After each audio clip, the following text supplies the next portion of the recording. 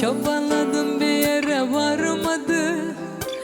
Gördüm ki aşk seni de sarmadı. Ben gibi kimse de halimi sormadı. Sormasa da hiçbiri yormadı sen gibi. Yolumuzun nesi uzun anlat. Yalanla, elde kalanla yaşıyoruz. Sonumuzu görüyorum anla.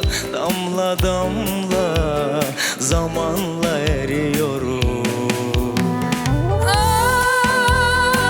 Havada kadehim yine sana içiyorum diye yalnızlık biçiyorum. Yakışa sonbahar niye? Bakmadım hiç mevsimine. Ben yazı bilmiyorum.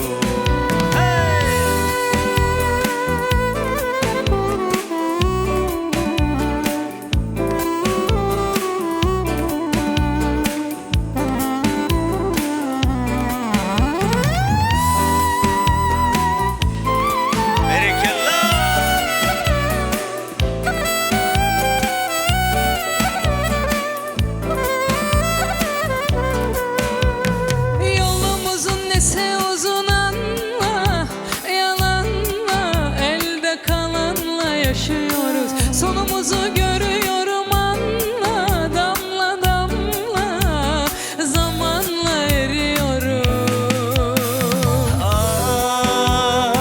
Havada kadehim yine sana içiyorum diye yalnızlık biçiyorum.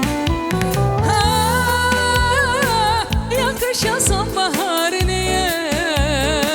Bakmadım hiç mevsimine. Ben yazı bilmiyorum. Havada kadehim yine sana içiyorum diye yalnızlık biçiyorum. Haydi. Yakışa sonbahar niye?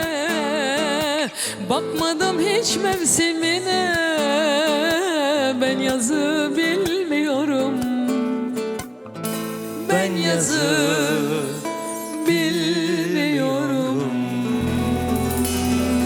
Bereketler. Aşkın mevsimi. Aşkın mevsimi. Süper yiğitler, malatsın.